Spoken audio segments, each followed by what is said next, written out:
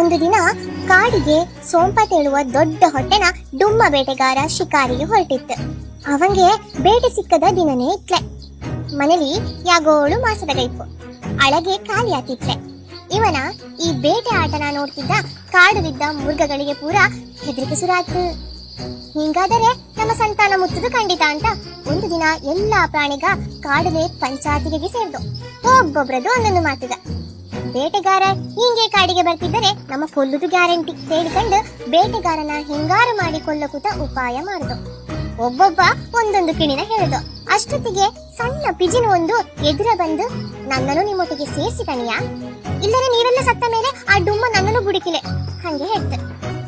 ದೊಡ್ಡ ದೊಡ್ಡ ಮೃಗಗ ಅದರ ನೋಡಿ ಕಿಟಿ ಕಿಟಿ ಹಲ್ಲು ಬಿಟ್ಟು ನೆಗಾಡಿಕೊಂಡು ಹೋದ. ಮಾಂದಿನ ಬೇಟೆಗಾರ ಬೆಡಿ ತಕೊಂಡು ಬಾತು. ಈ ಬೇಟೆಗಾರನ ಕೈಲಿದ್ದ ಬೆಡಿನ ನೋಡ್ದ ದೊಡ್ಡ ದೊಡ್ಡ ಬಿಡಿಸಾತಿಕೆನ ಪ್ರಾಣಿಗ ಪೂರ ಕುಯ್ಯೋ ಮುರತ ಬೀಲ ಕುತ್ತ ಮಾಡಿ ಓಡ್ದು. ಇತ್ತ ಪಿಜಿನ ಬೇಟೆಗಾರನ ನೋಡಿ ಹಲ್ಲು ಕಟ ಕಟ ಕಟ ಆಗ್ತು. ಸಿಟ್ಟುಲಿ ದರ್ಪಿತು. ಇವನ ಕೊಲ್ಲದೆ ಬುಡಿಕಿಲತ ಪಿಜಿನ ಅದರ ಸಂತಾನಕ್ಕೆಲ್ಲ ಫೋನ್ ಮಾಡಿ ಹೇಳ್ತು. ಪೂರಾ ಪಿಜಿನಗ ಹಾರಿ ಬಿದ್ದು ಓಡಿ ಬಂದು ಬೇಟೆಗಾರ ಈಡು ಇಸುಕನ ಒಂದು ಪಿಜಿನ ಚೊಂಕ ಕಚ್ಚಿತು.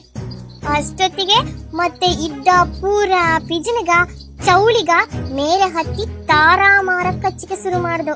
ಊರಿ ತಡ್ಕಣಿಕ್ಕಾಗದೆ ಸೇಂಕಿ ಕಂಡು ಬೇಟೆಗಾರ ಬೇಡಿನ ಬುಟ್ಟೆ ಓಡ್ತು. ಅಷ್ಟೊತ್ತಿಗಾಕನ ಒಂದು ಕುರಮಣ ಓಡಿ ಬಂದ ಬೇಡಿನ ತಕೊಂಡು ಮರಕ್ಕೆ ಹತ್ತಿ ಕೋಸಿಸಿತು. ಎಲ್ಲ ಪ್ರಾಣಿಗಳಿಗೆ ಖುಷಿ ಆತು ನೋಡಿ ಪೂರಾ ದಡ ಬಡ ಓಡಿ ಬಂದು. ಅವೆಲ್ಲವೂ ಪಿಜಿನ ಹಕ್ಕಲೆ ಬಂದು, ನಮ್ಮದು ತಪ್ಪಾತು ಮಾಪು ಮಾಡೋಕೂತ ಹೇಳಿ ಕಾಡು ತುಂಬಾ ಕೊಂಡು ಪಿಜಿನಿಗೆ ಸಮ್ಮಾನ ಮಾಡಿ ಬೇಟೆಗಾರ ಸತ್ತತು ಬೇಟೆಗಾರ ಸತ್ತತು ಹೇಳಿ ಹಬ್ಬ ಮಾಡ್ದು.